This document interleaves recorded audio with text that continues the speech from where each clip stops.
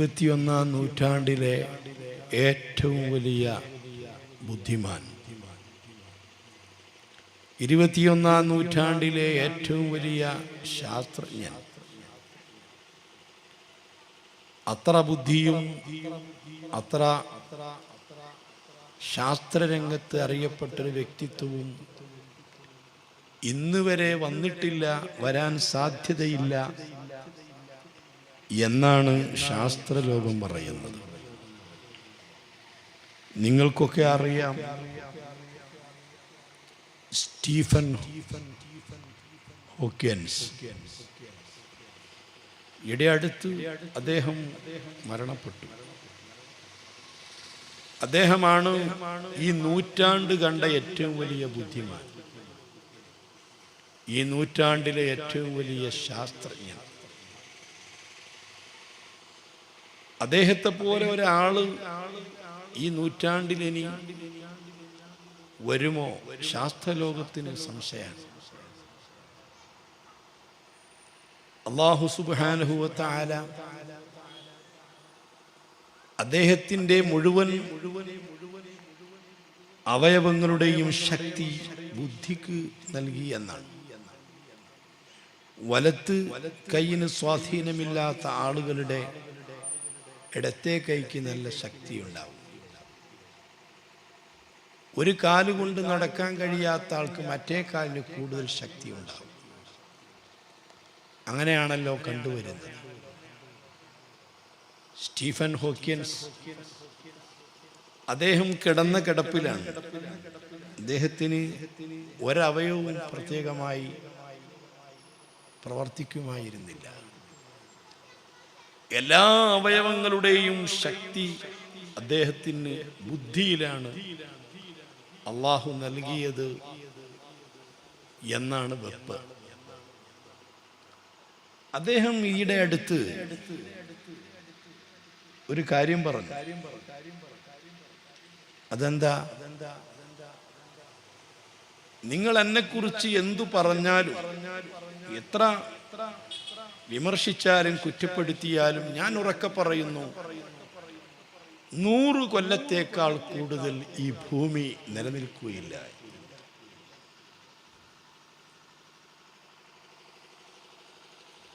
ഖുർആൻ ഓതിയിട്ടല്ല പറഞ്ഞത്,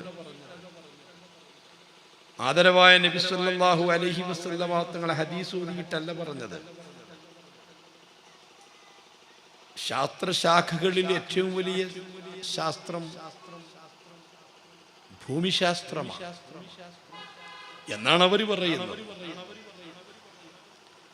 അതിലേറ്റവും വലിയ ജീനിയസ് ആണ് സ്റ്റീഫൻ ഹോക്കിൻസ്. അദ്ദേഹം തീർത്തു പറയുന്നു, 100 കൊല്ലത്തേക്കാൾ കൂടുതൽ ഈ ഭൂമി ഇനി നിലനിൽക്കുകയില്ല.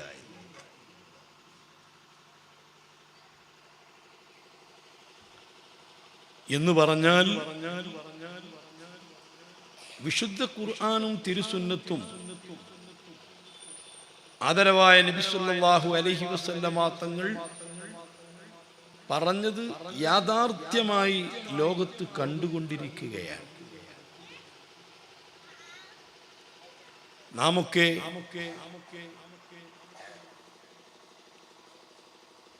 മനഃപ്പാഠമാക്കിയിരിക്കുന്ന ഒരു സൂറത്താണ് സൂറത്ത് യാസീൻ. ഒരു 40 വയസ്സിൽ കൂടുതൽ പ്രായമുള്ളവർക്ക് മുഴുവനും മനഃപ്പാഠമുണ്ടാകും സൂറത്ത് യാസീൻ. വിശുദ്ധ ഖുർആനിൽ ഖുർആനിന്റെ ഹൃദയം എന്ന് പറയുന്ന സൂറത്താണ് സൂറത്ത് യാസീൻ, ഖൽബുൽ ഖുർആൻ. സ്ത്രീ പുരുഷ വ്യത്യാസമില്ലാതെ നേരത്തെ നമ്മുടെ എല്ലാ സഹോദര സഹോദരിമാരും കൃത്യമായി യാസീൻ പഠിച്ചിരുന്നു. അത് പതിവായി പാരായണം ചെയ്തിരുന്നു. എല്ലാ ദിവസവും കാലത്തെഴുന്നേറ്റ് യാസീൻ ഓതി ജീവിതം തുടങ്ങുന്ന, ജീവിതത്തിലെ നിത്യ പ്രവർത്തികൾ തുടങ്ങുന്ന ഉമ്മമാരും ഉപ്പമാരും നമുക്ക് ഉണ്ടായിരുന്നു. മഗ്രിബിന് ശേഷം മറ്റൊന്നും ഓതിയില്ലെങ്കിൽ ഒരു യാസീൻ ഓതണമെന്ന നിർബന്ധമുണ്ടായിരുന്നു. ഇന്ന് എത്ര പേർ അങ്ങനെ യാസീൻ സൂറത്ത് ഓതുന്നവരുണ്ടാകും എന്ന് ചിന്തിക്കുന്നത് നല്ലതാണ്. സൂറത്തു യാസീൻ ലിമാ ഖുരിഅ ലഹു, എന്തൊരാവശ്യത്തിന് വേണ്ടിയാണോ യാസീൻ സൂറത്ത് ഓതുന്നത് ആ ആവശ്യം അതുകൊണ്ട് പൂർത്തീകരിക്കപ്പെടുന്നതാണ് എന്ന് നബി സല്ലല്ലാഹു അലൈഹി വസല്ലം. നിങ്ങളിൽ മരണമാസന്നമായ ആളുകളെ അടുത്ത് വെച്ച് നിങ്ങൾ സൂറത്ത് യാസീൻ ഓതിക്കൊടുക്കണം. നിങ്ങളിൽ നിന്ന് മരിച്ചുപോയവർക്കും അവരുടെ പേരിലും നിങ്ങൾ യാസീൻ ഓതണം. പഴയകാലത്ത് അതൊക്കെ നമുക്ക് മനഃപ്പാടമാണ്. തീരെ ഖുർആൻ ഹൃദയത്തിലില്ലാത്ത ആളുകൾ നമ്മുടെ കൂട്ടത്തിൽ ഉണ്ടായിരുന്നില്ല. ഇന്നത്തെ പോലെ തഹ്ഫീദുൽ ഖുർആൻ കോളേജുകളും ഖുർആൻ മനഃപ്പാടമാക്കാൻ ഇത്രയൊക്കെ പ്രേരിപ്പിക്കലും ഇല്ലായിരുന്നുവെങ്കിലും പ്രാഥമികമായി എല്ലാവർക്കും ഖുർആനിൽ നിന്ന് അല്പം മനഃപ്പാടമുണ്ടായിരുന്നു. ഒട്ടുമിക്ക സാധാരണക്കാർക്കും യാസീൻ സൂറത്തിന് പുറമെ വിശുദ്ധ ഖുർആനിലെ മണവാളൻ എന്നറിയപ്പെടുന്ന സൂറത്തുർ റഹ്മാൻ പതിവായി ഓതുന്ന ആളുകൾക്ക് ദാരിദ്ര്യം തൊട്ടു തീണ്ടുകയില്ല എന്ന് നബി സല്ലല്ലാഹു അലൈഹി വസല്ലമ തങ്ങൾ പഠിപ്പിച്ചിട്ടുള്ള സൂറത്തുൽ വാഖിഅ എല്ലാ രാത്രിയിലും പതിവായി സൂറത്തുൽ മുൽക്ക് പാരായണം ചെയ്യുന്നവർക്ക് ഖബറിൽ ശിക്ഷയുണ്ടാവില്ല, ഖബറിന്റെ ഫിത്നയെ തൊട്ട് മോചനമുണ്ടാകും എന്ന് നബി സല്ലല്ലാഹു അലൈഹി വസല്ലമ തങ്ങൾ പഠിപ്പിച്ച സൂറത്തുൽ മുൽക്ക്. ഇതെല്ലാം നമ്മുടെ ഉമ്മമാർക്കും ഉപ്പമാർക്കും മനഃപ്പാടമുണ്ടായിരുന്നു. അവരൊക്കെ അത് പാരായണം ചെയ്തിരുന്നു. വല്ലുഹ മുതൽക്ക് താഴെ സൂറത്തുൻ നാസ് വരേക്കുമുള്ള എല്ലാ സൂറത്തുകളും മനഃപ്പാടമുണ്ടായിരുന്നു. ഇന്ന് നമ്മിൽ പല ആളുകൾക്കും എന്നല്ല 85% ആളുകൾക്കും ഈ വക സൂറത്തുകളൊന്നും മനഃപ്പാടമില്ല. ഒട്ടുമിക്ക സ്ഥലങ്ങളിലും ഇവിടത്തെ അവസ്ഥ എനിക്കറിയില്ല. മരണ വീട്ടിലൊക്കെ മയ്യത്തിന്റെ അടുത്ത് വെച്ച് യാസീൻ സൂറത്ത് ഓതാൻ ചുമരുകളിൽ പ്രത്യേകമായ ബാനറുകളിൽ യാസീൻ തൂക്കിയിടുന്നൊരു സംവിധാനമാണ് ഇന്ന്. ഒരർത്ഥത്തിൽ വളരെ നല്ലതാണ്. അതേ സമയത്ത് എന്തുകൊണ്ടാണ് അങ്ങനെ ഇത് തൂക്കിയിടേണ്ടി വന്നത്? അധികം ആളുകൾക്കും സ്വന്തമായി യാസീൻ ഓതാൻ അറിയില്ല. എന്നാലോ പഴയകാലത്തേക്കാൾ കൂടുതൽ വിശുദ്ധ ഖുർആൻ പഠിക്കുകയും പഠിപ്പിക്കുകയും പഠിക്കാൻ പ്രചോദനം നൽകുകയും ചെയ്യുന്നുണ്ട്. നമ്മുടെയൊക്കെ മക്കൾ മദ്രസകളിൽ നിന്ന് മനഃപ്പാടമാക്കുന്നുണ്ട്. ഞാൻ എൻ്റെ ഉമ്മമാരോട് ഉപ്പമാരോട് സഹോദരങ്ങളോട് സഹോദരിമാരോട് വളരെ വസ്തുനിഷ്ഠമായി ഒരു കാര്യം ഉറപ്പെടുത്തുകയാണ്. യാസീൻ സൂറത്ത് മനഃപ്പാടമാക്കിയിട്ടുണ്ട്, സൂറത്തുൽ മുൽക്ക് മനഃപ്പാടമാക്കിയിട്ടുണ്ട്. അതുപോലെ വിശുദ്ധ ഖുർആനിൽ നല്ലൊരു ഭാഗം മദ്രസയിൽ വെച്ച് മനഃപ്പാടമാക്കിയിട്ടുണ്ട്. അതിലൊക്കെ പരീക്ഷ എഴുതി പാസ്സായിട്ടുണ്ട്. പക്ഷേ നമ്മിൽ ഒട്ടുമിക്ക ആളുകൾക്കും അതൊന്നും അറിയില്ല. എന്താ കാരണം? കളികളിലും വിനോദങ്ങളിലും പാട്ടുകളിലും മ്യൂസിക്കുകളിലും ലയിച്ച ഒരു ജനതയിൽ ഒരിക്കലും അത് നിലനിൽക്കുകയില്ല. എന്താണ് ഈ പഠിച്ചതൊക്കെ മറന്നു പോകുന്നത്? ഒട്ടുമിക്ക കുല്ലിയകളിൽ നിന്നും കോളേജുകളിൽ നിന്നും ഖുർആൻ മനഃപ്പാടമാക്കി ഇറങ്ങിയിട്ടുള്ള ഹാഫിദുകൾ വരെ നല്ലൊരു ശതമാനം ഖുർആൻ മറന്നുപോകുന്നു. മദ്രസയിൽ നിന്ന് പഠിച്ചത് മുഴുവനും മറന്നുപോയിട്ടുണ്ട്. കൃത്യമായി പറഞ്ഞാൽ നിസ്കാരത്തിൽ പതിവായിട്ട് ഓതേണ്ടതും ചൊല്ലേണ്ടതുമായ ദിക്റുകളും ഖുർആനുകളും വരെ തെറ്റുകൾ കൂടാതെ ഓതാൻ അറിയുന്ന ആളുകൾ എത്ര നമ്മുടെ കൂട്ടത്തിലുണ്ട് എന്ന് ആഖിറം കൊണ്ട് വിശ്വാസമുള്ള ആളുകൾ പരിശോധിക്കേണ്ടതാണ്. നമ്മുടെ മക്കള് 8ാം ക്ലാസ്സിലും 10ാം ക്ലാസ്സിലും പ്ലസ് ടുവിലും ഒക്കെ പാസ്സായിട്ടുണ്ട്.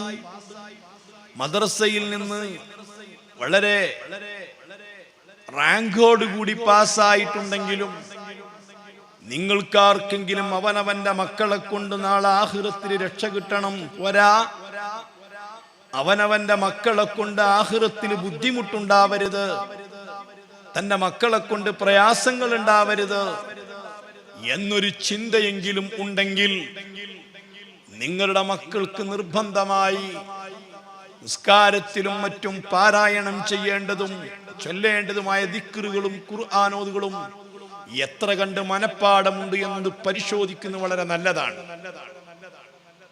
എന്റെ പ്രിയപ്പെട്ട സുഹൃത്തുക്കളെ, നിങ്ങൾക്കറിയുമോ, ഏകദേശം ഒരു 10-15 വർഷം മുമ്പ് ഞങ്ങളെ മലപ്പുറം ജില്ലയിലെ പൂക്കിപ്പറമ്പ് എന്ന സ്ഥലത്ത് ഒരു 10-60 ആളുകള് നിറഞ്ഞ് യാത്ര ചെയ്തുകൊണ്ടിരിക്കുന്ന ഒരു ബസ് കത്തിയ സംഭവം നിങ്ങൾ അറിഞ്ഞിരിക്കും.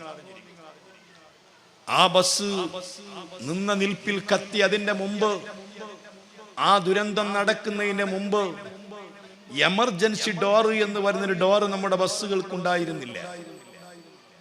നമ്മുടെ ബസ്സുകൾക്കൊക്കെ ഇന്ന് പ്രത്യേകമായിട്ട് എമർജൻസി ഡോർ എന്ന് പറഞ്ഞൊരു ഡോർ ഉണ്ടാക്കാൻ തുടങ്ങിയത് ആ ദുരന്തത്തിന് ശേഷമാണ്.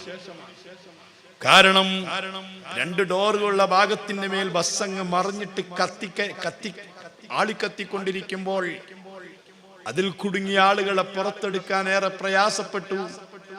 ധാരാളം ആളുകൾ ആ ബസ് അപകടത്തിൽ മരണപ്പെട്ടു പോയി. വിവരങ്ങളൊക്കെ നമ്മൾ അറിഞ്ഞിട്ടുണ്ട്. അന്ന് ആ ബസ് ഇങ്ങനെ കത്തിക്കൊണ്ടിരിക്കുന്ന സമയത്ത് ഏകദേശം ഒരു 10-40 വയസ്സ് പ്രായം തോന്നിക്കുന്ന ഒരാള് അപകട നില തരണം ചെയ്തുകൊണ്ട് ബസ്സിൽ നിന്ന് പുറത്തിറങ്ങി. കാര്യമായിട്ട് അപകടങ്ങളൊന്നും സംഭവിക്കാതെ തീപ്പൊള്ളലേൽക്കാതെ പുറത്തിറങ്ങിയപ്പോഴാണ് അദ്ദേഹത്തിന് ഓർമ്മ വന്നത്, തന്റെ പ്രിയപ്പെട്ട ഭാര്യയുണ്ട് ആ ബസ്സിനകത്ത്. തീപ്പൊള്ളലേൽക്കാതെ പുറത്തു കടന്ന ആ മനുഷ്യൻ തന്റെ പ്രിയപ്പെട്ട ഭാര്യയെ രക്ഷപ്പെടുത്താൻ വേണ്ടി വീണ്ടും ആ ബസ്സിനുള്ളിലേക്ക് അദ്ദേഹം കയറുകയാണ്. വളരെയധികം സാഹസികമായി പ്രയാസങ്ങൾ തരണം ചെയ്ത് കത്തിക്കൊണ്ടിരിക്കുന്ന തന്റെ പ്രിയപ്പെട്ട ഭാര്യയെ അയാൾ പുറത്തേക്ക് എത്തിച്ചു. ഭാര്യ രക്ഷപ്പെട്ടു. പെട്ടെന്ന് അയാൾക്ക് ചിന്ത വന്നു, അല്ലാ, എന്റെ പ്രിയപ്പെട്ട പൊന്നു മോൻ അതിനകത്തുണ്ടെന്ന്. രണ്ടാമതും അദ്ദേഹം കത്തിക്കൊണ്ടിരിക്കുന്ന ബസ്സിനകത്തേക്ക് കയറി തന്റെ പ്രിയപ്പെട്ട മകനെയും അദ്ദേഹം രക്ഷപ്പെടുത്തി. സംഭവിച്ചത് എന്താണെന്നറിയോ? തന്റെ പ്രിയപ്പെട്ട മകനെ രക്ഷപ്പെടുത്തുന്ന തത്രപ്പാടിനിടയിൽ ആ മനുഷ്യൻ ധരിച്ചിരിക്കുന്ന വസ്ത്രത്തിന് തീ പിടിച്ചിട്ട് ആ മനുഷ്യൻ പൊള്ളലേറ്റ് ദാരുണമായി അവിടെ കിടന്ന് കത്തിക്കരിഞ്ഞ് ചാരമായി തീർന്നു മരിച്ചുപോയി.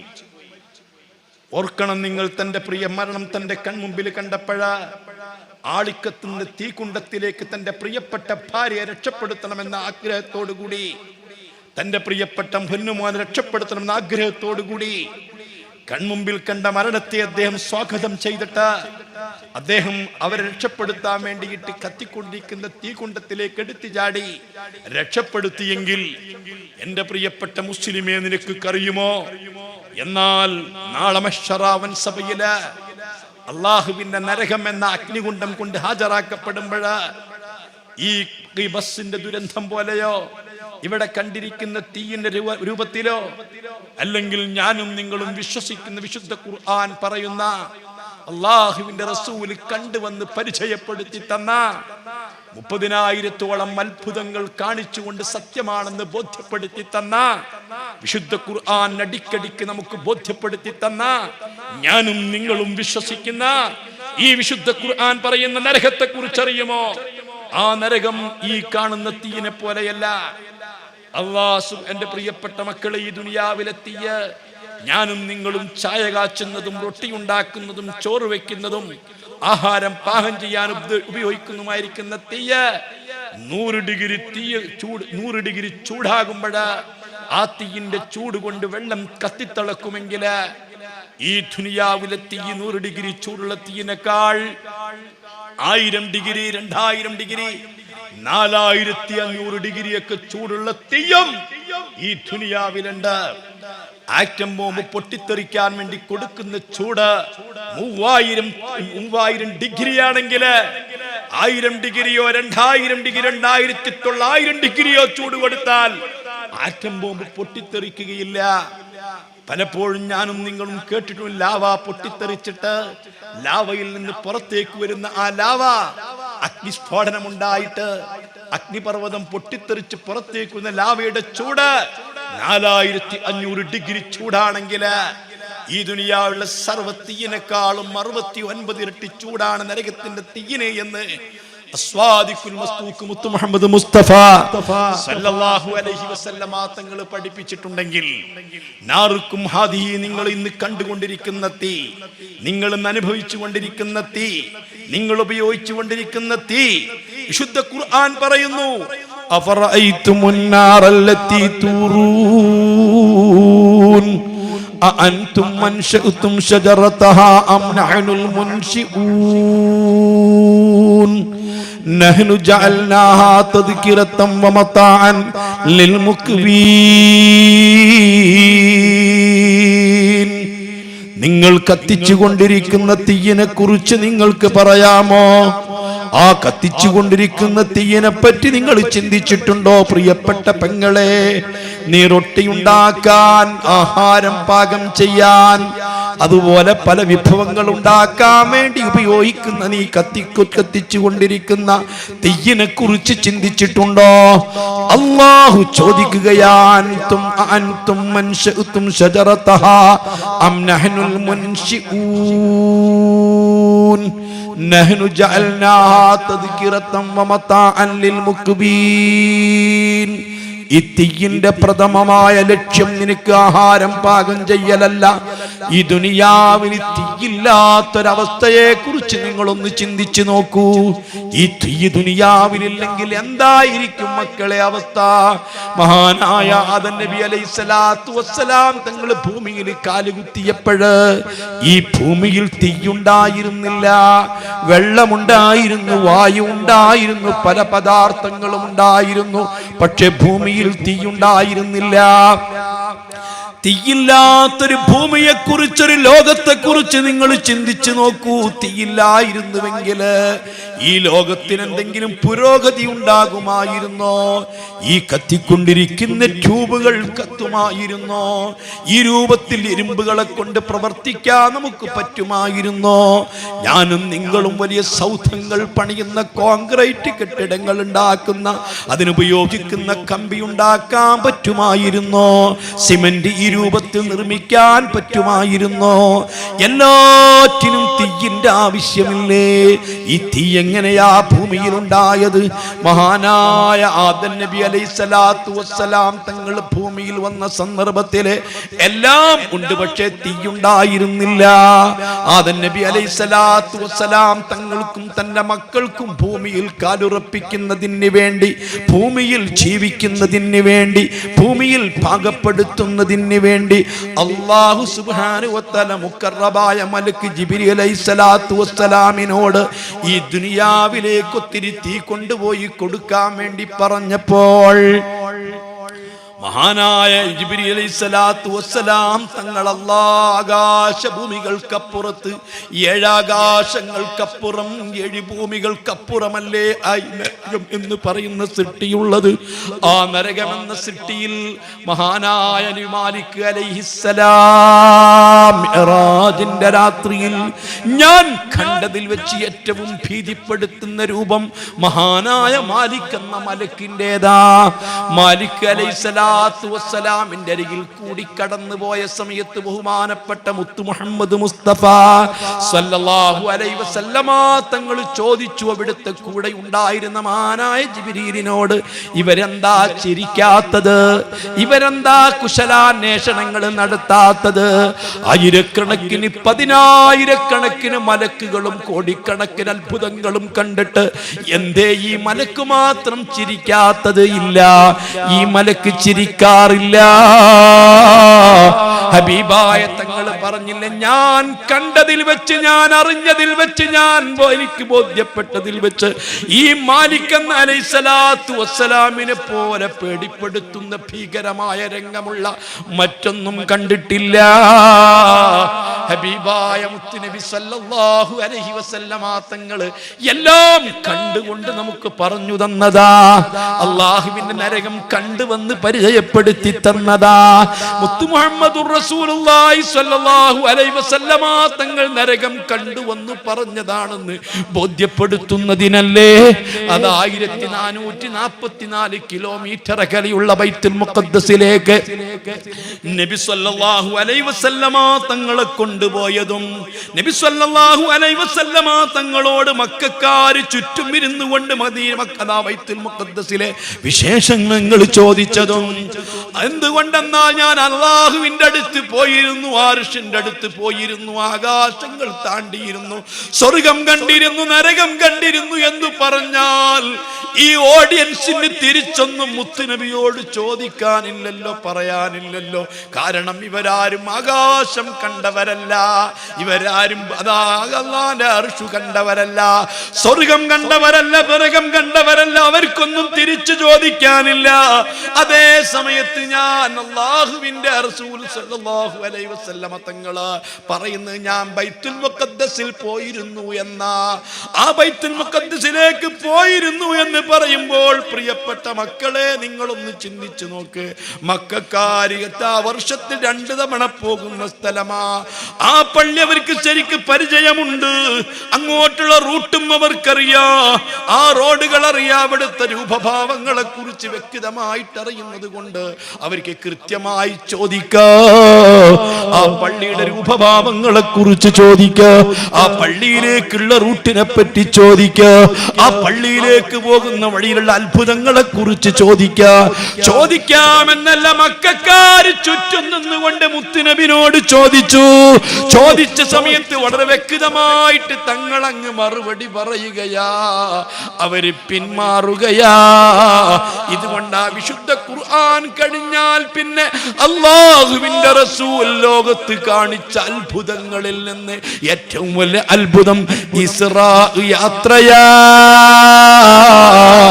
ആകാശത്തിൽ പോയതിനേക്കാളും അല്ലാഹുവിന്റെ കുർസിന്റെ ലോകത്ത് പോയതിനേക്കാളും ലാഹൂത്ത് ജബറൂത്ത് സർവ്വലോകങ്ങളിലും പോയതിനേക്കാളും അല്ലാഹുവിന്റെ റസൂലിന്റെ ജീവിതത്തിലെ ഏറ്റവും വലിയ മുഅ്ജിസത്ത് ഈ ഖുർആൻ കഴിഞ്ഞാൽ പിന്നീട് ഇസ്രാ യാത്രയാണ്. അതുകൊണ്ട് ആ സൂറത്തുൽ ഇസ്രാ എന്നൊരു സൂറത്ത് തന്നെ പടച്ച റബ്ബ് അവതരിപ്പിച്ചത്. അതുകൊണ്ട് ഇസ്രായിനെ കുറിച്ച് ഖുർആൻ വ്യക്തമായി പരാമർശിച്ചത്. അങ്ങനെ നബി സല്ലല്ലാഹു അലൈഹി വസല്ലമ തങ്ങളുടെ ചുറ്റുഭാഗത്തു നിന്നുകൊണ്ട് ചോദിച്ചപ്പോൾ അവർക്ക് ബോധ്യം വന്നതാ, ഈ മുഹമ്മദ് പറയുന്നത് സത്യമാ. ഈ രാത്രിയുടെ കുറഞ്ഞ സമയങ്ങളെ കൊണ്ട് അജൈവ വാഹനങ്ങളെ കണ്ടുപിടിച്ചിട്ടില്ലാത്ത മാസങ്ങളെ കൊണ്ട് മാത്രം ആ കാലഘട്ടത്തിൽ പോയി തിരിച്ചു വരാൻ പറ്റുന്ന സ്ഥലത്ത് ഈ ഒരൊറ്റ മണിക്കൂർ കൊണ്ടോ ഏതാനും സമയങ്ങളെ കൊണ്ടോ ഈ മുഹമ്മദ് പോയി വന്നിട്ടുണ്ടെങ്കിൽ ഇത് സത്യസന്ധമാണെന്ന് അവർക്ക് ബോധ്യപ്പെടുത്തി കൊടുത്തതോ. അതിലൂടെ മുത്ത് റസൂൽ പറഞ്ഞ കാര്യങ്ങൾ മുഴുവനും അവർക്ക് ബോധ്യം വന്നത്. അതിനാണ് അല്ലാഹു ഈ അത്ഭുതങ്ങളൊക്കെ കാണിച്ചത്. ഞാൻ എന്റെ വിഷയത്തിൽ നിന്ന് മാറുന്നില്ല. അങ്ങനെ അല്ലാഹുവിന്റെ റസൂലാണ് ആ നരകമൊക്കെ കണ്ടുവന്ന് പരിചയപ്പെടുത്തി കൊടുത്ത മുത്തുനബി പറയുന്നു, മാലിക് അലൈഹിസ്സലാമിന്റെ അരികിൽ ചെന്നിട്ട് ബഹുമാനപ്പെട്ട ജിബ്രീൽ അല്ലാഹുവിൻ നബി അലൈഹിസ്സലാത്തു വസ്സലാം തങ്ങൾക്കും തന്റെ മക്കൾക്കും ഈ ഭൂമിയിൽ ഒന്ന് കാലുറപ്പിക്കാൻ, ഈ ഭൂമി വാസയോഗ്യമാക്കാൻ, ഈ ഭൂമിയിലെ താമസം സൗകര്യപ്പെടാൻ അല്പം തീ വേണമെന്ന് പറഞ്ഞപ്പോൾ ആവശ്യമുള്ളത് എടുത്തോളൂ. മഹാനായ ജിബ്രീൽ അലൈഹിസ്സലാത്തു വസ്സലാം തങ്ങള് ഒരു കാരക്കന്റെ വലിപ്പത്തിലുള്ള തീക്കല്ലെടുത്ത സമയത്ത് മഹാനായ മാലിക് പറയുന്നു, ജിബ്രീൽ, ഒരു കാരക്കന്റെ വലിപ്പമുള്ള തീക്കല്ല് നിങ്ങൾ എടുത്തു കൊണ്ടുപോയി ഭൂമിയിൽ വെച്ചാൽ ഈ ഭൂമി പിന്നെ ബാക്കിയുണ്ടാവില്ല. ഈ ഭൂമി മൊത്തം കത്തിക്കരിഞ്ഞ് ചാമ്പലായി തീരുന്നത്. എന്നാൽ പിന്നൊരു കാരക്കന്റെ കുരുവിന്റെ വലിപ്പത്തിലുള്ള തീക്കല്ലെടുത്താലോ ജിബ്രീൽ, ഒരു കാരക്കുരുവിന്റെ വലിപ്പമുള്ള തീക്കനല നിങ്ങൾ എടുക്കുന്നതെങ്കിൽ, ആ തീക്കല്ലെടുത്തിട്ടാ നിങ്ങൾ ഭൂമിയിൽ കൊണ്ടുപോകുന്നതെങ്കിൽ ഈ ഭൂമി പിന്നീട് ഒരു തുള്ളി വെള്ളം ഉണ്ടാവുകയില്ല, ആകാശം പിന്നീട് കനിയുകയില്ല, ഈ ഭൂമിയിൽ പച്ചപ്പ് പിന്നീട് നിലനിൽക്കുകയില്ല, ഈ ഭൂമി എല്ലാം വരണ്ടുണങ്ങിപ്പോകുന്നത്. ബഹുമാനപ്പെട്ട ജിബ്രീൽ ഫസ്വഹബിഹാ ജിബ്രീൽ കരഞ്ഞുകൊണ്ട്, അല്ലാ എത്രയാ ഞാൻ എടുക്കേണ്ടത്? ആദം നബി അലൈഹിസ്സലാത്തു വസ്സലാമിനും തന്റെ മക്കൾക്കും ഈ ഭൂമിയിൽ കാലുറപ്പിക്കാനും ഇവിടെ ജീവിക്കാനും ആവശ്യത്തിന് വേണ്ടി എത്ര തീയാണ് എടുക്കേണ്ടതെന്ന് ചോദിച്ചപ്പോൾ കദുറുനബത്തിൻ, ഒരു ഈന്തപ്പന കുരുവിന്റെ ചാലിലുള്ള ചെറിയ പാടയില്ലേ, അത്രയേ വേണ്ടതുള്ളൂ. മഹാനാജി അത്രയും ചെറിയൊരു തീനാളം എടുത്തിട്ട് 7 പുഴകളിൽ അതങ്ങ് മുക്കിക്കെടുത്തി. നാം കത്തിക്കൊണ്ടിരിക്കുന്ന തീക്കൊള്ളിയിൽ വെള്ളമൊഴിച്ചാൽ ആ വെള്ളമൊഴിക്കുമ്പോൾ കെട്ടുപോയതിനു ശേഷം അതിൽ നിന്ന് പുക മാറുന്നത്, അതേപോലെ മഹാനായ ജിബ്രീൽ ആ പുകയാണ് ഈ ഭൂമിയിൽ കൊണ്ടുവന്നത്. ഈ ഭൂമിയിൽ ആ പുക കൊണ്ടുവന്നൊരു പാറക്കെട്ടിനകത്ത് വെച്ചപ്പോൾ പരിസരം മുഴുവനും കത്തിപ്പിടിച്ച് തീ അങ്ങ് പകരുകയാ. കൊണ്ടുവന്ന തീക്കനൽ ജിബ്രീൽ തിരിച്ചു കൊണ്ടുപോയി. ആരാമോനെ പറയുന്നതെന്നറിയോ? ഈ ലോകത്ത് ജീവിതത്തിൽ കളവ് പറയാത്ത മുത്ത് മുഹമ്മദ് മുസ്തഫ അല്ലാഹു ഉണ്ട് എന്ന് എനിക്കും നിനക്കും പറഞ്ഞു തന്ന മുഹമ്മദ് മുസ്തഫ, മലക്കുകളുണ്ടെന്ന് പഠിപ്പിച്ചു തന്ന മുസ്തഫ, ഈ വിശ്വാസങ്ങൾ മുഴുവനും എനിക്കും നിനക്കും പഠിപ്പിച്ചു തന്ന മുഹമ്മദ് മുസ്തഫ. ആര് പറഞ്ഞിട്ടാ ഞാനും നീയും നിസ്കരിക്കുന്നത്? ആര് പറഞ്ഞിട്ടാ ഞാനും നീയും വിശുദ്ധ ഖുർആൻ അല്ലാഹുവിന്റെ കലാമാണെന്ന് വിശ്വസിക്കുന്നത്? ആര് പറഞ്ഞിട്ടാ ഈ കാണുന്ന വിശ്വാസാചാരങ്ങൾ മുഴുവനും ഉൾക്കൊണ്ടുകൊണ്ട് വിശ്വസിക്കുന്നതും പ്രവർത്തിക്കുന്നതും എല്ലാം പഠിപ്പിച്ച മുഹമ്മദുർ റസൂലുള്ളാഹ്, ചന്ദ്രൻ പിളർത്തി കാണിച്ചു തന്ന മുഹമ്മദ് മുസ്തഫ, ഈന്തപ്പനകട നടത്തിയിട്ട് കാണിച്ചു തന്ന മുഹമ്മദ് മുസ്തഫ, അല്ലാഹുവിന്റെ റസൂൽ മൻപേടയെ കൊണ്ട് സംസാരിപ്പിച്ചു കേൾപ്പിച്ചു തന്ന മുഹമ്മദ് മുസ്തഫ, ആയിരക്കണക്കിന് ആളുകൾക്ക് തസ്ബീഹിന്റെ ചരക്കല്ലുകൾ കയ്യിൽ വെച്ചുകൊണ്ട് തസ്ബീഹ് ചൊല്ലി കേൾപ്പിച്ചു കൊടുത്ത മുഹമ്മദ് മുസ്തഫ. എത്ര അത്ഭുതങ്ങളാ! ഇതെല്ലാം കാണിച്ച മുഹമ്മദുർ റസൂലുള്ളാഹ് സ്വല്ലല്ലാഹു അലൈഹി വസല്ലമ തങ്ങളാണ് പറയുന്നത്, അറുക്കും ഹാദിഹി, നിങ്ങൾ ഈ കത്തിക്ക് നിങ്ങൾ കണ്ടുകൊണ്ടിരിക്കുന്ന തീ, നിങ്ങൾ ഉപയോഗിക്കുന്ന തീ, ഈ ദുനിയാവിൽ അറിഞ്ഞിട്ടുള്ള തീ, ഈ ദുനിയാവിൽ അനുഭവിച്ചിട്ടുള്ള തീ, ഈ ദുനിയാവിൽ നിങ്ങൾക്ക് മനസ്സിലായിട്ടുള്ള തീ, ഈ തീയുണ്ടല്ല നരകത്തിൽ പടച്ച റബ്ബ് സൃഷ്ടിച്ചു സംവിധാനിച്ച തീയിന്റെ പുക മാത്രമാ. ഇതുകൊണ്ടാണ് എന്റെ പ്രിയപ്പെട്ട മുസ്ലിം ഒരു സത്യം ഞാൻ നിന്നോട് പറഞ്ഞോട്ടെ, വലൗ തറാ ഇതിൽ മുജ്രിമൂന നകിസൂ റൂസിഹിം ഇൻദ റബ്ബിഹിം വലൗ തറാ ഇത് വഖിഫു അലന്നാർ. ഈ അല്ലാഹുവിന്റെ മഹ്ശറായിൽ സർവ്വജനങ്ങളെയും ഒരുമിച്ച് കൂട്ടിയിട്ട് ആ നരകം മുമ്പിൽ ഹാജരാക്കപ്പെടുമ്പോൾ ഒരു പിതാവും തന്റെ ഉമ്മ തന്റെ പ്രിയപ്പെട്ട മക്കളെ രക്ഷപ്പെടുത്തണം എന്നോർക്കില്ല, തന്റെ പ്രിയപ്പെട്ട ഭാര്യയെ കുറിച്ച് ചിന്തിക്കില്ല, തന്റെ പ്രിയപ്പെട്ട മക്കളെ കുറിച്ച് ചിന്തിക്കില്ല, തന്റെ പ്രിയപ്പെട്ട ഭർത്താവിനെ കുറിച്ച് ചിന്തിക്കില്ല, തന്റെ പ്രിയപ്പെട്ടവനെ കുറിച്ച് ചിന്തിക്കില്ല. അല്ലാഹ് മരണം കൺമുമ്പിൽ കണ്ട സമയത്ത് പോലും തന്റെ പ്രിയപ്പെട്ട ഭാര്യയെയും തന്റെ പ്രിയപ്പെട്ട പൊന്നുമോനെയും രക്ഷപ്പെടുത്തണമെന്നാഗ്രഹിച്ചുകൊണ്ട് അഗ്നികുണ്ഡത്തിലേക്ക് ഇറങ്ങിയിട്ട് രക്ഷപ്പെടുത്താൻ ശ്രമിച്ച ഉപ്പ നാളെ നരകം കാണുമ്പോ ചിന്തിക്കുന്നത് എന്താ? യൗമ യഫിറുൽ മർഉ മിൻ അഖീഹി വ ഉമ്മിഹി വ അബീഹി വ സാഹിബതിഹി വ ബനീഹി. എന്റെ പ്രിയപ്പെട്ട ഭാര്യ എന്നെ കണ്ടില്ലായിരുന്നുവെങ്കിൽ, എന്റെ മകൻ എന്നെ കണ്ടില്ലായിരുന്നുവെങ്കിൽ, എന്റെ പ്രിയപ്പെട്ട ഭർത്താവ് എന്നെ കണ്ടില്ലായിരുന്നുവെങ്കിൽ, ഒരാളെയും ചിന്തിക്കാതെ, ഒരു സുബ്ഹാനല്ലാഹ് ചൊല്ലിയതിന്റെ പ്രതിഫലം പോലും കൊടുക്കാതെ താൻ രക്ഷപ്പെടാൻ വേണ്ടി ശ്രമിക്കുന്ന ദിവസമോ? അങ്ങനത്തെ ദിവസം വരാനുണ്ട് മോനെ. അന്നത്തെ ദിവസം നിന്റെ പ്രിയപ്പെട്ട മക്കൾ നിനക്ക് പാറയാവാതിരിക്കണമെങ്കിൽ, നിന്റെ പ്രിയപ്പെട്ട ഭാര്യ നിനക്ക് പാറയാവാതിരിക്കണമെങ്കിൽ, നിന്റെ പ്രിയപ്പെട്ട ഉമ്മയും ഉപ്പയും നിന്റെ പ്രിയപ്പെട്ട ചേട്ടനും അനുജനും നിന്റെ പ്രിയപ്പെട്ട ബന്ധുമിത്രാദികളും നിന്റെ കുടുംബാദികളും നിന്റെ കൂട്ടുകാരും നിനക്ക് പാറയാവാതിരിക്കണമെങ്കിൽ, നിനക്ക് ശല്യമാവാതിരിക്കണമെങ്കിൽ, നിനക്ക് രക്ഷയ്ക്ക് തടസ്സമാവാതിരിക്കണമെങ്കിൽ, നിന്റെ പ്രിയപ്പെട്ട മക്കളെ പറ്റി നീ ഒന്നോർക്കണം. കൃത്യമായിട്ട് അവർക്ക് ചെല്ലാനറിയുന്ന ദിക്റുകൾ അവർ ചൊല്ലുന്നുണ്ടോ? അവർക്ക് ഫാത്തിഹ സൂറത്ത് അറിയുന്നുണ്ടോ? അവർക്ക് യാസീൻ സൂറത്ത് മനപ്പാഠമുണ്ടോ? എപ്പോഴെങ്കിലും അതൊക്കെ അവർ ചൊല്ലുന്നുണ്ടോ എന്നൊന്ന് ചിന്തിക്കും മുസ്ലിമേ. ഞാൻ തീർത്തു പറയുന്നു സഹോദരാ, കളികളും വിനോദങ്ങളും പാട്ടുകളും സംഗീതങ്ങളും 24 മണിക്കൂർ വാട്സാപ്പിലും ഫേസ്ബുക്കിലുമായി 24 മണിക്കൂറും കയ്യിന്റെ വിരലുകളെ കൊണ്ട് തോണ്ടിയും നെക്കിയും അമർത്തിയും മാറി മാറി ഫോണിൽ ചെലവഴിക്കുന്ന ഒരാൾ ഹൃദയത്തിൽ ഈ ഖുർആൻ നിൽക്കൂല, ഈ ദിക്റുകൾ നിൽക്കൂല, ഈ ദിൽമുകൾ നിൽക്കൂല, അല്ലാഹുവിനെ കുറിച്ചുള്ള സ്മരണകൾ നിൽക്കൂല, റബ്ബിന്റെ വചനങ്ങൾ നിൽക്കൂല, മുത്തുനബിന്റെ വചനങ്ങൾ നിൽക്കൂല, ദിക്റുകൾ നിൽക്കൂല.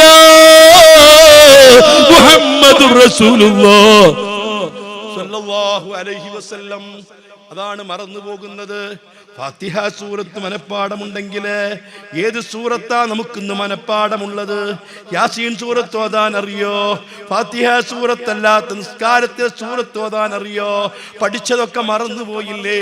ഞാൻ നിങ്ങളൊരു ഒരു പരീക്ഷണാർത്ഥം നിങ്ങൾ ചിന്തിച്ചു നോക്ക്, ഒരു പരീക്ഷണാർത്ഥം നിങ്ങളൊന്ന് പരിശോധിച്ചു നോക്ക്. ഞാൻ പറയുന്നു ഇല്ല. പാട്ടുകളും വിനോദങ്ങളും 24 മണിക്കൂറും കളികളും 24 മണിക്കൂറും മൊബൈലുകളും ഇതിന് അഡിക്റ്റായിട്ടുള്ള ആളുകളെ കൽബിൽ ഈ വചനങ്ങൾ നിൽക്കൂല, റബ്ബിന്റെ കലാം നിൽക്കൂല, ഈ ഖുർആൻ നിൽക്കൂല. മുഹമ്മദുർ റസൂലുള്ളാഹ്.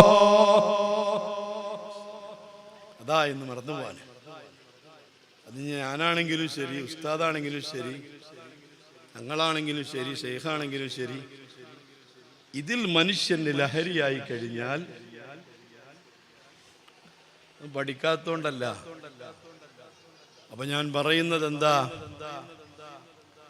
യാസീൻ സൂറത്ത് അതുപോലത്തെ മറ്റ് സൂറത്തുകള് ഏറ്റവും നിർബന്ധമായി നമുക്കറിയേണ്ട ദിക്റുകള്, ദുആകള്, അതൊക്കെ നാം കുട്ടികൾക്കൊന്ന് പരിശീലിപ്പിച്ചു കൊടുക്കണം. അവരെ ഇടയ്ക്കൊന്ന് ചെല്ലിപ്പിച്ച് നോക്കണം. മദ്രസയിലെ ഉസ്താദുമാർ പഠിപ്പിച്ചു കൊടുത്തിട്ടുണ്ടാവും, ദർസിലെ ഉസ്താദും ഒരു പക്ഷേ പഠിപ്പിച്ചു കൊടുത്തിട്ടുണ്ടാവും. ഇന്ന് അവർക്കതൊന്നും അറിയില്ല. പറഞ്ഞ് സാന്ദർഭികമായി പറഞ്ഞ യാസീൻ സൂറത്തിൽ അല്ലാഹ് പറയുന്നുണ്ട്, ഉമ്മമാരറിയണം, ഉപ്പമാരറിയണം, എൻ്റെ ശബ്ദം കേൾക്കുന്ന സർവ്വ സഹോദരങ്ങളും അറിയണം. ഇതൊന്നും കേൾക്കാനും ഇതിനോടൊന്നും താല്പര്യമുള്ള ആളുകൾ വളരെ കുറവാണ്. ഞങ്ങൾക്കിതൊന്നും കേൾക്കേണ്ടതില്ല എന്നൊരു നിലപാടാണ്. ഇവിടെ ഇപ്പോൾ ഈ വാതുകൾ നടക്കുന്നതിന് പകരം വേറെ വല്ല പരിപാടിയാണ് ഇവിടെ നടക്കുന്നതെങ്കിൽ ഒരു ഫുട്ബോൾ മാമാങ്കമാണ് നടക്കുന്നതെങ്കിൽ, ഇന്നലെ ഞങ്ങളുടെ നാട്ടിൽ മലപ്പുറം ജില്ലയിൽ നിലമ്പൂരുണ്ട് പാട്ടുത്സവം എന്ന് പറയുന്നൊരു പരിപാടിയുണ്ട്. നിങ്ങളൊരു പക്ഷേ വാർത്താ മീഡിയകളിലൊക്കെ അത് കണ്ടിട്ടുണ്ടാകും. അല്ലോ, ആയിരങ്ങളല്ല പതിനായിരങ്ങൾ ലക്ഷക്കണക്കിന് ആളുകൾ തിങ്ങിയിട്ട, ഒരു കൊറോണ ഇല്ല, ഒരു പ്രോട്ടോക്കോളും ഒന്നുമില്ല. കാരണം പാട്ടുത്സവ, വർഷത്തിൽ നിലമ്പൂരുണ്ടാകുന്നൊരു പാട്ടുത്സവ. അതേപോലെ സമാനമായ എല്ലാ പരിപാടികളും.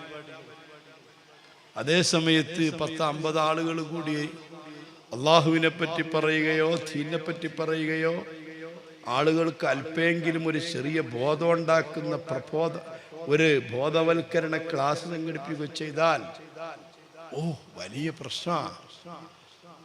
ആർക്ക് പ്രശ്നം? വരുന്നവർക്ക് പ്രശ്നം, വേറെ ആർക്കുമല്ല. കാരണം എൻ്റെ പ്രിയപ്പെട്ട സഹോദരന്മാരെ, എന്നാൽ ഞാനൊരു കാര്യം പറയാം. മാ യൻദുറൂന ഇല്ലാ സൈഹത്തൻ വാഹിദത്തൻ തഖുദുഹും വഹും യഖ്സിമൂൻ. ഇനി നിങ്ങൾ കൂടുതലൊന്നും കാത്തിരിക്കേണ്ടതില്ല. സ്റ്റീഫൻ ഹോക്കിൻസ് പറഞ്ഞ അതിവിടെ സംജാതമാവാൻ ഇനി ആളുകൾ കൂടുതലൊന്നും കാത്തിരിക്കേണ്ടി വരില്ല. മാ യൻദുറൂന ഇല്ലാ സൈഹത്തൻ വാഹിദത്തൻ തഖുദുഹും വഹും യഖ്സിമൂൻ. എത്ര കാലമായി ഉമ്മമാര് പാരായണം ചെയ്യാൻ തുടങ്ങിയിട്ട്, എത്ര കാലമായി ഞാനും നിങ്ങളും ഓതാൻ തുടങ്ങിയിട്ട്, അല്ലാ ഇനി കൂടുതലൊന്നും കാത്തിരിക്കേണ്ടി വരില്ല. യഖൂലൂന മതാ ഹാദൽ വഅദു ഇൻ കുൻതും സ്വാദിഖീൻ. എപ്പോഴാ ഇത് സംഭവിക്കാൻ പോകുന്നത് എന്ന് നിഷേധത്തോടുകൂടി ആളുകൾ ചോദിക്കുന്നതാ. എന്നാണ് ഇതൊക്കെ സംഭവിക്കുക? എന്നാണ് ഈ പ്രപഞ്ചത്തിന്റെ അന്ത്യമുണ്ടാവുക? എന്നാണ് ഉയർത്തെഴുന്നേൽപ്പുണ്ടാവുക? എന്നാണ് ഈ അണ്ടകടാഹങ്ങളൊക്കെ തകരുക? എന്നാണ് ഈ ഖിയാമത്ത് നാൾ സംഭവിക്കുക? എന്നാളുകൾ നിഷേധത്തോടുകൂടി ചോദിക്കുമ്പോൾ ഇനി അവർ കാത്തിരിക്കേണ്ടി വരില്ല, അവരാരും ഇനി പ്രതീക്ഷിക്കേണ്ടി വരില്ല. ഇല്ലാ സൈഹത്തൻ വാഹിദ തഖുദുഹും വഹും യഖ്സിമൂൻ.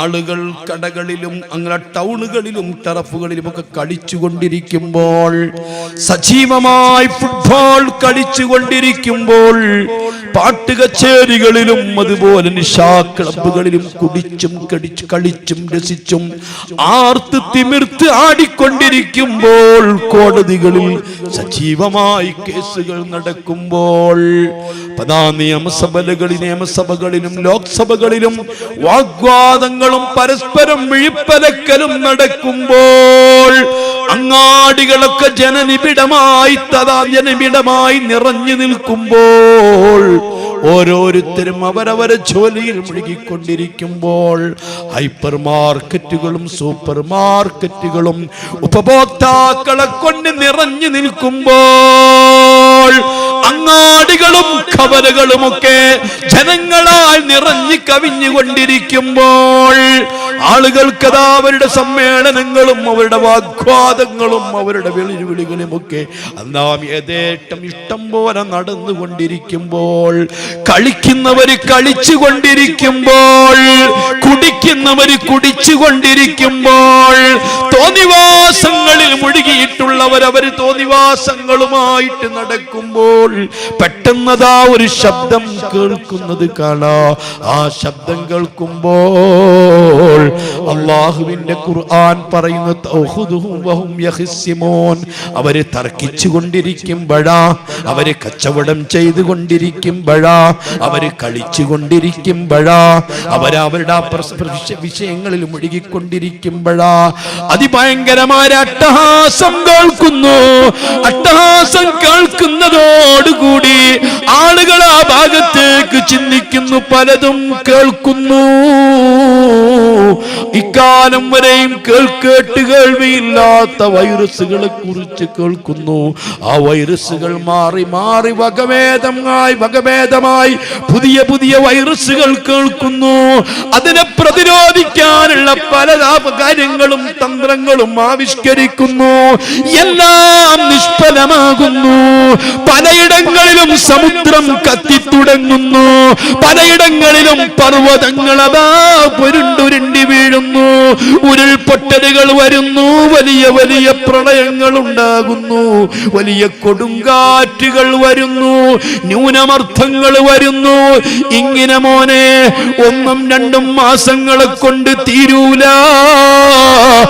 ഏകദേശം 1-2 വർഷം ഈ നിലപാടങ്ങ് തുടർന്നുകൊണ്ടിരിക്കുമ്പോൾ ഞാൻ എന്റെ ശബ്ദം കേൾക്കുന്ന മുഅ്മിനീങ്ങളോട് പറയുകയാ, ഇതെല്ലാം തീർന്നിട്ട്, ഇതെല്ലാം അവസാനിച്ചിട്ട് ഒരു നല്ല ഭാവി ഇനി വരാൻ പോകുന്നുണ്ടെന്ന് നിങ്ങൾ പ്രതീക്ഷിക്കണ്ട.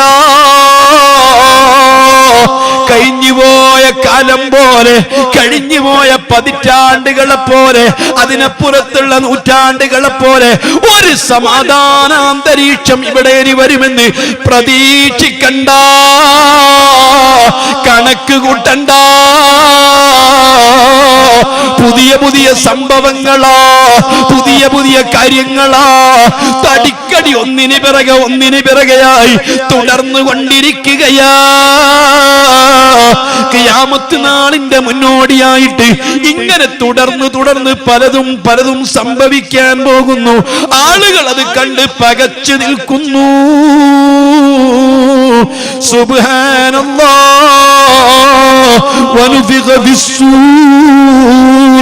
അങ്ങനെ ഇരിക്കുമ്പോഴാണ് ഒരു ദിവസം മഹാനായ ഇസ്രാഫീൽ എന്ന മലക്ക് സൂറന്ന കാഹളത്തിൽ അരാ ഊതുകയാ.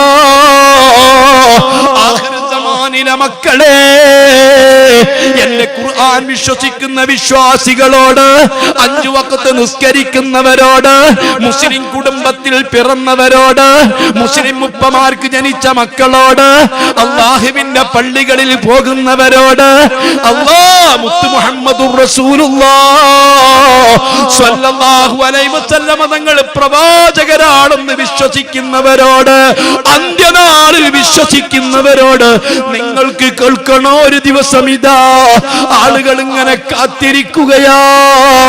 സൂര്യോദയം പ്രതീക്ഷിച്ചിരിക്കുകയാ. ജോലിക്ക് പോകുന്നവർക്ക് ജോലിക്ക് പോകാൻ, കർഷകന് കൃഷി ചെയ്യാൻ, കച്ചവടക്കാരന് കട തുറക്കാൻ, ഓരോരുത്തരും അവനവന്റെ ഏർപ്പാടിന് വേണ്ടി കാലത്ത് പോകാൻ വേണ്ടി തീരുമാനിച്ച് കാത്തിരിക്കുകയാ. 5:30 മണിക്ക് സൂര്യൻ 5:30 മണി കഴിഞ്ഞ് 6:30 മണി 6:45 സൂര്യൻ ഉദിക്കേണ്ട സ്ഥലത്ത് സൂര്യൻ ഉദിച്ചില്ല. 7 മണിക്കും ഉദിച്ചില്ല, 8 മണിക്കും ഉദിച്ചില്ല. അന്ന് സൂര്യോദയം കാത്തിരിക്കുകയാ. ഇവിടെ വരാൻ പോകുന്ന ഒരു ദിവസമാ, സംഭവിക്കാനുള്ളതാ. 8 മണിയായിട്ടും സൂര്യൻ ഉദിക്കുന്നില്ലല്ലോ. ഈ സൂര്യൻ എന്ത് പറ്റിപ്പോയി? അങ്ങനെ പ്രതീക്ഷിച്ച് നിൽക്കുമ്പോഴാ പതിവിന് വിപരീതമായി അതാ കർഷകൻ തന്റെ കയ്യിൽ കൃഷി തയ്യുമായിട്ട്, നട്ടുപിടിപ്പിക്കാനുള്ള തയ്യുമായിട്ട് കാത്തിരിക്കുമ്പോ കറവാ പശുക്കളെ കറക്കാൻ കറവുകാരൻ കാത്തിരിക്കുമ്പോ, കട തുറക്കാൻ ചാവിയുമായിട്ട് കടക്കാരൻ കാത്തിരിക്കുമ്പോ, ഉദയം കാത്തിരിക്കുമ്പോ, 8 മണി കഴിയുമ്പോ, 9 മണിയാകുമ്പോ പടിഞ്ഞാറ് ഭാഗത്ത് നിന്ന് സൂര്യൻ ഉദിച്ചു പോയി. എനിക്ക് ഉപസരിക്കാൻ സമയമില്ല, എനിക്ക് തിരുത്താൻ സമയമില്ല, എനിക്ക് തൗബയില്ല, പശ്ചാത്താപമില്ല.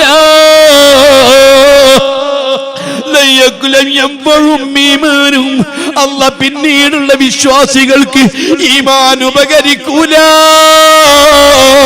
പിന്നെ റബ്ബിന്റെ തൗബയില്ല, റബ്ബ് തൗബ സ്വീകരിക്കൂല. അങ്ങനത്തെ ഒരു ദിവസം വരാൻ വളരെ അടുത്തിരിക്കുന്നു. ചിന്തിക്കുന്നവർക്കു ചിന്തിക്കാൻ, തിരുത്തുന്നവർക്കു തിരുത്താൻ, ബോധമുള്ളവർക്ക് ചിന്തിക്കാൻ ഓർമ്മപ്പെടുത്തിയതാ ഖുർആനിലുള്ളതാ.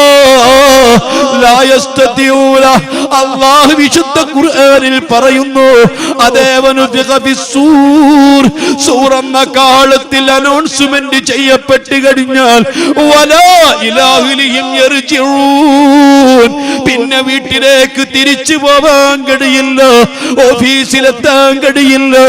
അല്ലാ, കഴിഞ്ഞ വർഷത്തിന്റെ തൊട്ട് വർഷം നിലമ്പൂരിൽ അങ്ങ് പ്രളയമുണ്ടായപ്പോ, കവളപ്പാറയിൽ കലാപ്രളയമുണ്ടായപ്പോ, കൊട്ടാര സമാനമായ വീടിന്റെ സമീപത്തുള്ള ഷെഡിലുള്ള കാറിൽ കയറിയിട്ട് രക്ഷപ്പെടാൻ വേണ്ടി ഒരുങ്ങുമ്പോ കാറിലേക്ക് റിമോട്ട് കൊണ്ട് സ്റ്റാർട്ട് ചെയ്തിട്ട് കാറിൽ കയറിയതിന്റെ മുമ്പ്, കാറിൽ ആ സ്റ്റാർട്ട് ചെയ്യുന്നതിന്റെ മുമ്പ് തന്നെ അതാ മറന്നുപോയി, എവിടെയും എത്തിയില്ല, കൊട്ടാരങ്ങൾ തകർന്നു പോയി, അതിന്റെ മുൻപിൽ പെട്ടി മരിച്ചു പോയി. ഇങ്ങനെ എത്ര സംഭവങ്ങളോ കാണാനിരിക്കുന്നു. മുസ്ലിമീങ്ങളെ, മുഹമ്മദുർ റസൂലുള്ളാഹ്